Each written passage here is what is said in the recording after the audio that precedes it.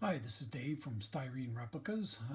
This is a little progress build and final reveal slideshow of this Volkswagen Beetle. It's 125th. It is actually a snap tight kit by Polar Lights. It was the Coca-Cola version.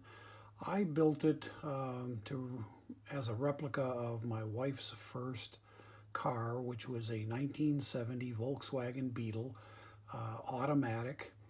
And I dispensed with all of the Coca-Cola advertising and simply built it as a replica of my wife's car. Although it's a snap-tight kit, it went together very well, and without I suppose if you're a hardcore modeler, you'll see that it is a snap-tight kit. You'll see some screws and whatnot.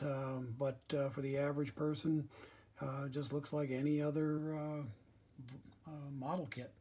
So with no further ado, this is the slideshow.